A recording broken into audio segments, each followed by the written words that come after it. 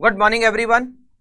Chapter hire purchase और हमने इस चैप्टर में कैश प्राइस के कॉन्सेप्ट को डिस्कस किया, उसके क्वेश्चंस किए, इंस्टॉलमेंट को कैलकुलेट करना, इंटरेस्ट को कैलकुलेट करना, हायर परचेज प्राइस को कैलकुलेट करना, इन सारे टॉपिक को हमने डिस्कस किया और हमने उसके कुछ क्वेश्चंस को सॉल्व भी किया। आज की क्लास में हम इसी से रिलेटेड दो और पॉइंट को डिस्कस करने वाले हैं। फर्स्ट जो पॉइंट आज हम डिस्कस करने वाले हैं वो पॉइंट है इक्वेटेड एनुअल इंस्टॉलमेंट क्या होती है और उसकी कैलकुलेशन कैसे होती है। सेकंड पॉइंट आज जो हम डिस्कस करने वाले हैं वो है rate of interest.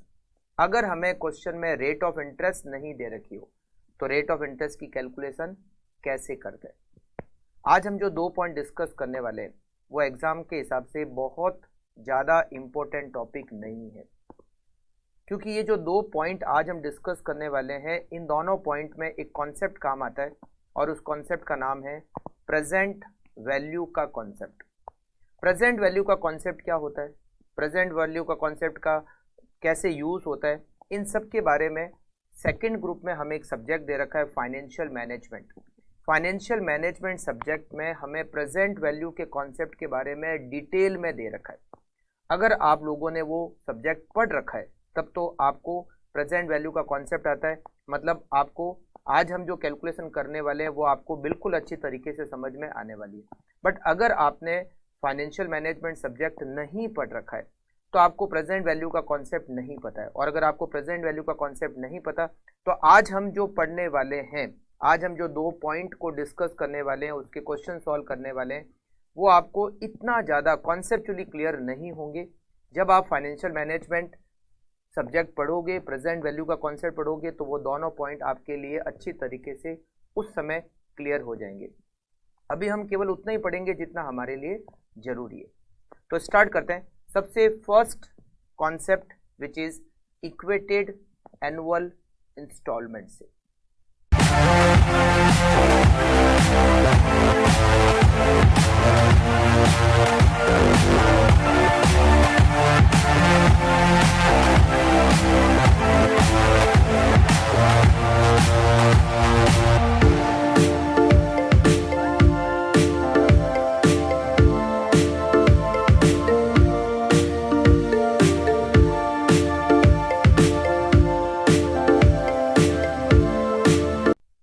Equated annual instalment, आप लोगों ने नाम सुना होगा ईएमआई।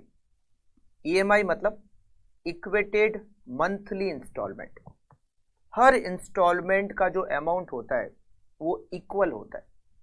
अगर हमें इक्वेटेड एनुअल इंस्टॉलमेंट कैलकुलेट करना हो तो इक्वेटेड एनुअल इंस्टॉलमेंट का मतलब है हर जो इंस्टॉलमेंट है, जो एनुअल इंस्टॉलमेंट है, उसका अमाउंट सेम है।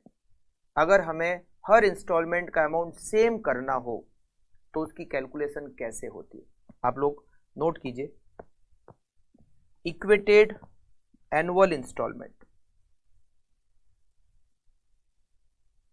Equated annual instalment.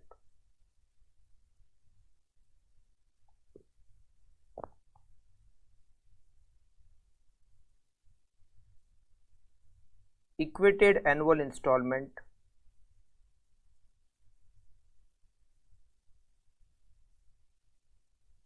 Equals to cash price minus down payment divided by annuity of PV factor. ये जो एन्युटी ऑफ पीवी फैक्टर है, annuity of present value factor, ये हमें क्वेश्चन में दे रखी होगी। Cash price minus down payment divided by annuity of PV factor, इस समय क्या मिलेगा, इक्वेटेड एनुअल इंस्टॉलमेंट का अमाउंट मिलेगा। मतलब हर इंस्टॉलमेंट का अमाउंट क्या होगा, सेम आएगा। बहुत इजी कैलकुलेशन है। अब ये जो प्रेजेंट वैल्यू क्या होता है, प्रेजेंट वैल्यू फैक्टर क्या होता है, इसकी कैलकुलेशन कैसे होती है, इसका कॉन्सेप्ट क्या है, ये सब कुछ फाइनेंशियल मैनेजमेंट सब्जेक्ट में दे रखा है। तो यहाँ पर हम केवल उतना ही पढ़ रहे हैं जितना हमारे इस चैप्टर के लिए हमें जरूरी पढ़ना है।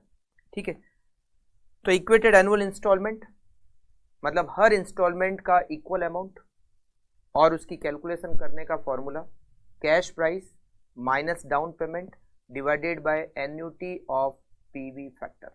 ओके, एक क्वेश्चन दे रखा है, क्वेश्चन नंबर 5 दे रखा है। On 1 April 2001 a manufacturing company buy on hire purchase system a vehicle for ₹50,000। 50,000 is cash price payable by 3 equal annual instalment combining principal and interest. हम ये चाहते हैं कि हर इंस्टॉलमेंट का अमाउंट सेम हो। प्रिंसिपल हर इंस्टॉलमेंट में क्या होता है, प्रिंसिपल का अमाउंट होता है और इंटरेस्ट का अमाउंट होता है, तो दोनों की जो कंबाइंड वैल्यू है, मतलब हर इंस्टॉलमेंट का जो टोटल अमाउंट है वो सेम होना चाहिए। The rate of interest was 5% per annum. Calculate the amount of interest. Assume that the present value of an annuity of ₹1 for 3 year at 5% interest is 2.723। हमें प्रेजेंट वैल्यू की annuity की value दे रखी है 2.723। हमें क्या कैलकुलेट करना है, हमें इंटरेस्ट कैलकुलेट करना है, और इंटरेस्ट कैलकुलेट करने के लिए हमें वो टेबल बनानी पड़ेगी, मगर उसके लिए पहले हमें हर इंस्टॉलमेंट का अमाउंट कैलकुलेट करना है। तो आप लिखिए सबसे पहले equated annual instalment. Equated annual instalment equals to cash price minus down payment divided by annuity of PV factor. Annuity of PV factor. Cash price हमें दे रखी है 50,000, down payment 0 divided by annuity of PV factor 2.723। तो 50,000 में divide करेंगे 2.723 का, तो हर instalment का अमाउंट हमें मिल जाएगा 18362। टोटल 3 इंस्टॉलमेंट और हर इंस्टॉलमेंट का अमाउंट 18362। अब इसमें कितना इंटरेस्ट है, हर इंस्टॉलमेंट में कितना इंटरेस्ट है, इसके लिए हम एन्युटी टेबल बना लेते हैं, एनालिटिकल टेबल बना लेते हैं। Analytical table.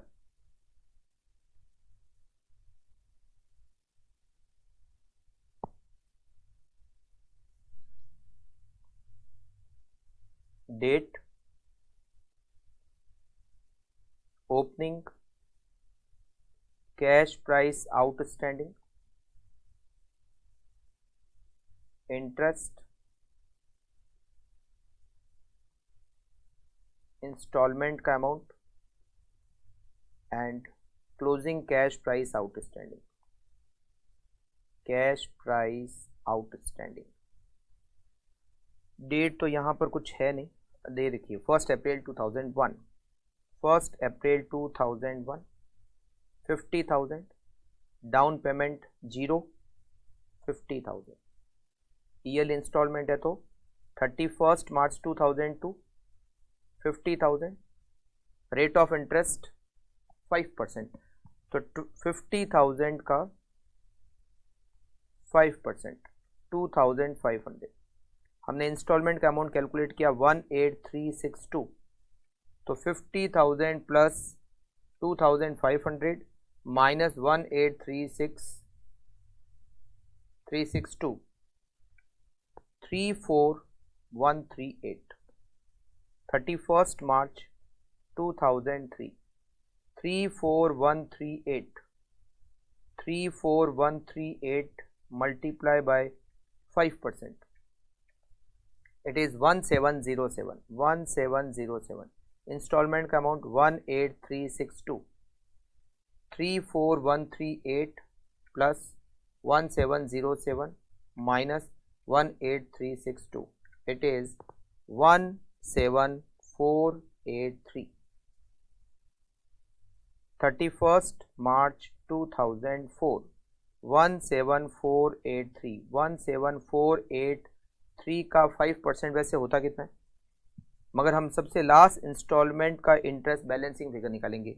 इंस्टॉलमेंट का अमाउंट लिख देते हैं 18362, तो 18362 माइनस 17483, इट इज 879। और वैसे अगर कैलकुलेट करते तो कितना होता, अगर कैलकुलेट करते तो 17483 मल्टीप्लाई बाई 5%, इट इज 874। 4-5 रुपए का डिफरेंस तो मैंने आपको कहा ही था, क्योंकि कैलकुलेशन बहुत राउंड ऑफ में करनी होती है तो 4-5 रुपए का डिफरेंस आ सकता है, मगर अप्रोक्सीमेटली वही अमाउंट आना चाहिए, 5-10-20 रुपए का फर्क चल सकता है। ठीक है, तो ये आपका एकदम ठीक हो गया, तो ये हो गया निल। तो टोटल इंटरेस्ट कितना हमने दिया, फर्स्ट इंस्टॉलमेंट में 2500 का interest, 1707 and 879, total interest is 5086। ठीक है, तो अगर हमें हर इंस्टॉलमेंट का अमाउंट सेम रखना है, इक्वेटेड एनुअल इंस्टॉलमेंट, अच्छा जरूरी नहीं है कि हमेशा एनुअल इंस्टॉलमेंट ही हो सकता है हाफ ईयरली इंस्टॉलमेंट हो। तो आपको क्या करना है, ये जो पीवी फैक्टर की एन्युटी है ये आपको क्वेश्चन में दे रखी होगी, आपको करना केवल ये है cash price minus down payment divided by annuity of PV factor. तो अगर इंस्टॉलमेंट हाफ ईयरली होगी तो ये आपको एन्युटी की वैल्यू उसी के अकॉर्डिंगली दे रखी होगी, तो यहां पर हो जाएगी equated half yearly instalment, right. तो ये हमारा क्वेश्चन नंबर 5 सॉल्व हो गया। तो इक्वेटेड एनुअल इंस्टॉलमेंट क्या होती है, कैसे कैलकुलेट करते हैं, ये मैंने आपको बताया। बहुत कॉन्सेप्ट में हम नहीं पढ़ रहे हैं, क्योंकि पीवी फैक्टर का कॉन्सेप्ट बहुत डिटेल में फाइनेंशियल मैनेजमेंट सब्जेक्ट में हमें दे रखा है। एक और कॉन्सेप्ट है, एक और पॉइंट जो आज हम डिस्कस करने वाले हैं वो है रेट ऑफ इंटरेस्ट। अगर हमें क्वेश्चन में रेट ऑफ इंटरेस्ट नहीं दे रखी हो तो रेट ऑफ इंटरेस्ट को कैसे कैलकुलेट करते हैं, रेट ऑफ इंटरेस्ट की कैलकुलेशन कैसे होती है, ये थोड़ा सा, ये जो पॉइंट है ये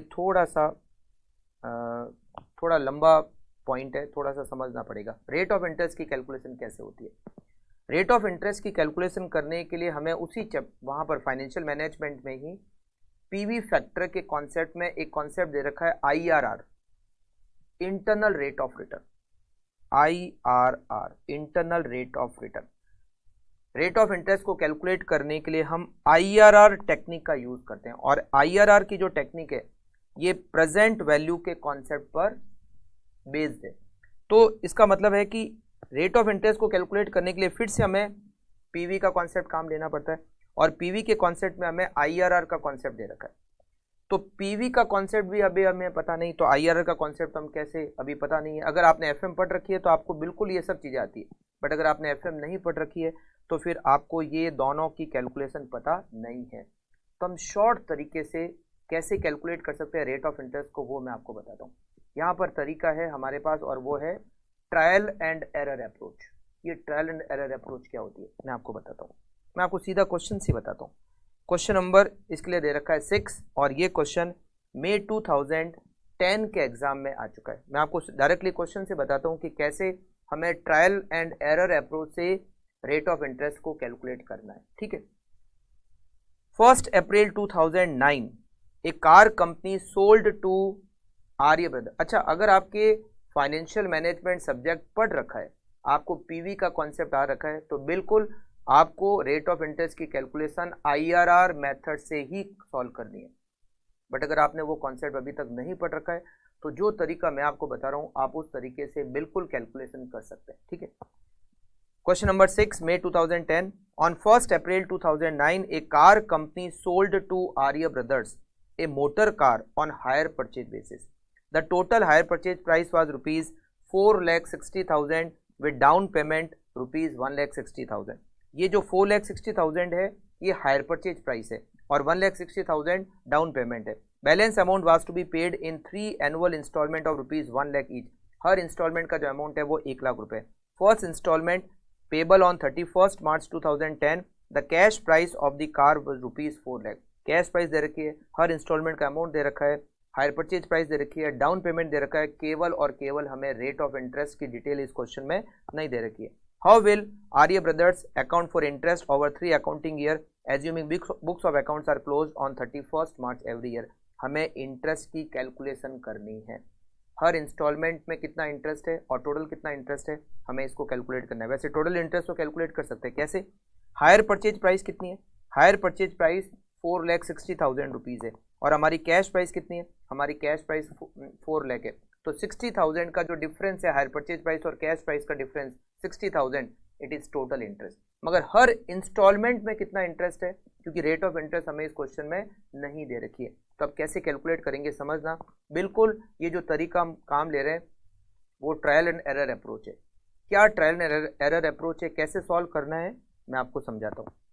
देखो हम एनालिटिकल टेबल बनाते हैं, राइट, एनालिटिकल टेबल बनाते हैं। एनालिटिकल टेबल में हम कैलकुलेशन कैसे करते हैं,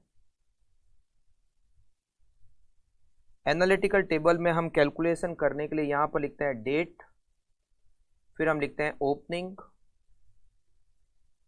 कैश प्राइस आउटस्टैंडिंग, फिर हम लिखते हैं इंटरेस्ट, फिर हम लिखते हैं इंस्टॉलमेंट, और फिर हम लिखते हैं क्लोजिंग कैश प्राइस आउटस्टैंडिंग।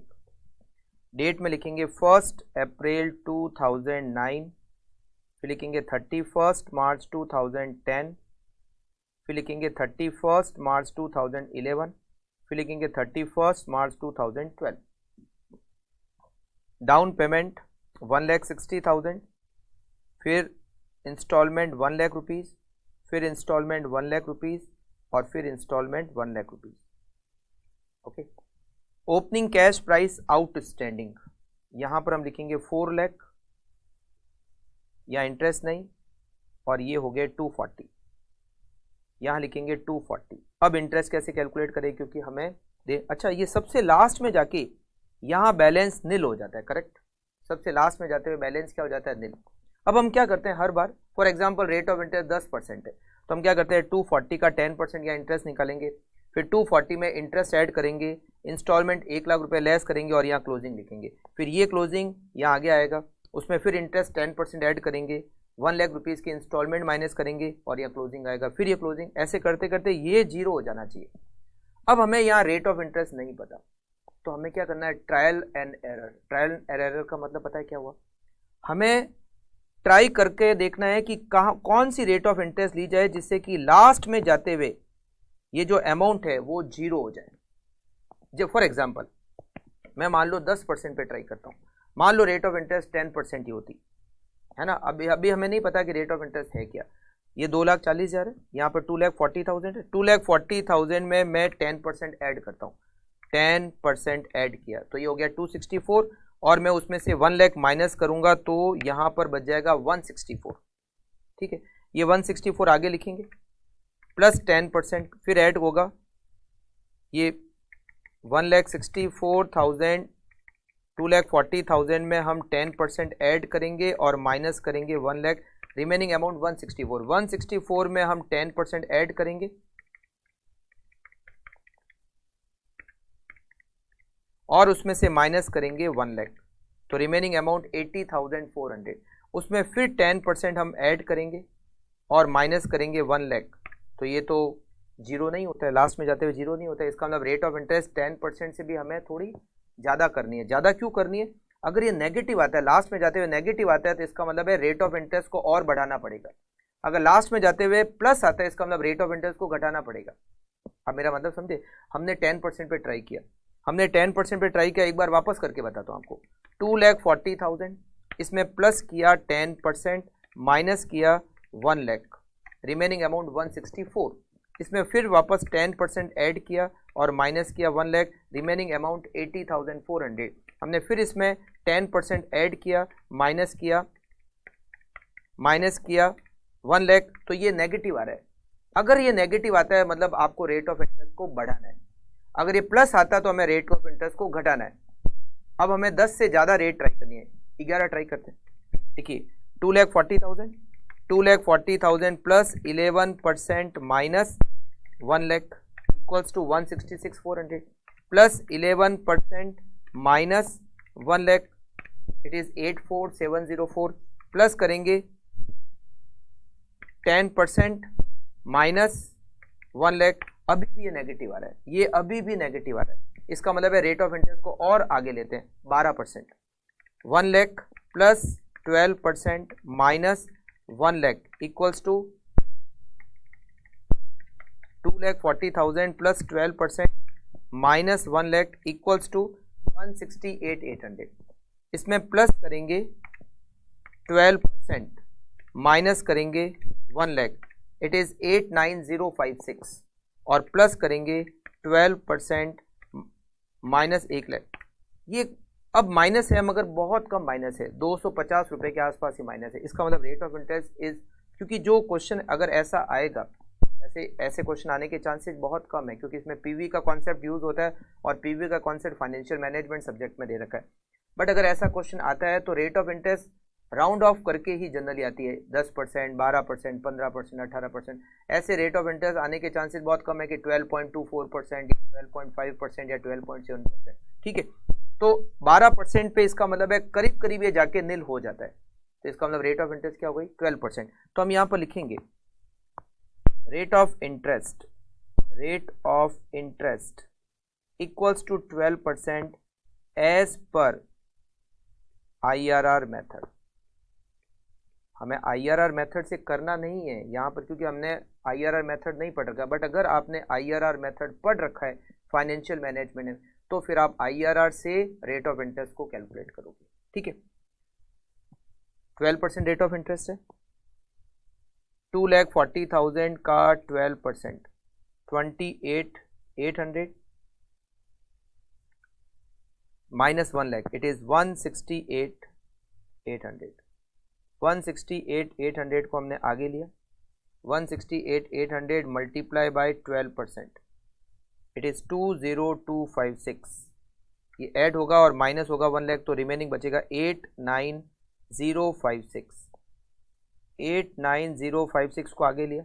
अब जो लास्ट का इंटरेस्ट है वो हमें बैलेंसिंग फिगर लिखना है, 89056, उसमें से 1 लाख अगर हटा दें तो ये बच जाता है 10944। और वैसे होता कितना है, 89056 मल्टीप्लाई बाय 12%, ये होता है 10686, और यहाँ पर आ रहा है 10944, करीबन 250 रुपये का डिफरेंस आ रहा है।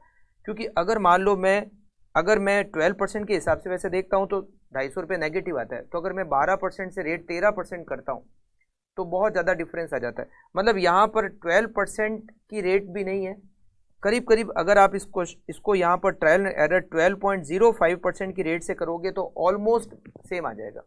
तो 12.05% के बेस पर हम अगर इसको सॉल्व करें तो ऑलमोस्ट ये अमाउंट जीरो हो जाता है। मगर ऐसा है कि 12.05% के करीब करीब वो रेट ऑफ इंटरेस्ट देते नहीं है, तो 12% हम यहाँ पर रेट ऑफ इंटरेस्ट ले सकते हैं। अगर आपको पीवी का कॉन्सेप्ट आपने पढ़ रखा है तो बिल्कुल आपको इस तरीके से इसको सॉल्व नहीं करना है, आप IRR के तरीके से ही इसको सॉल्व करोगे, जहाँ पर हम पीवी ऑफ कैश आउटफ्लो और पीवी ऑफ कैश इनफ्लो को इक्वल करके IRR को कैलकुलेट करते हैं। बट अगर आपने पीवी का कॉन्सेप्ट नहीं पढ़ रखा है तो बिल्कुल आप इसको इस तरीके से सॉल्व कर सकते हो। और एक अच्छी बात यह है कि इस टाइप के क्वेश्चन आने के चांसेस वैसे नहीं के बराबर है, क्योंकि वो सेकंड ग्रुप में है, ये फर्स्ट ग्रुप में है। तो इंस्टीट्यूट को भी पता है कि हमने इनको पीवी का कॉन्सेप्ट सेकंड ग्रुप में दे रखा है, तो इसीलिए वो जनरली इस टाइप का क्वेश्चन जनरली हमें इस अकाउंट्स के एग्जाम में नहीं देता कि आप रेट ऑफ इंटरेस्ट को कैलकुलेट करो IRR मेथड से। ठीक है, और अगर बाई चांस अगर आ जाता है तो आप इस तरीके से इसको सॉल्व कर सकते हो। और अगर आपने FM पढ़ रखी है, पीवी का कॉन्सेप्ट आपको पता है, तो आप बिल्कुल इसको ऐसे सॉल्व नहीं करोगे, IRR के कॉन्सेप्ट से ही आप रेट ऑफ इंटरेस्ट की कैलकुलेशन करोगे। ठीक है, चलिए आज की क्लास को हम यहीं पर दी एंड करते हैं। आज का टॉपिक हमारा जो 2 पॉइंट थे वो कंप्लीट हो गया। अब हम नेक्स्ट टॉपिक में मिलते हैं नेक्स्ट क्लास में। Okay, thank you, take care.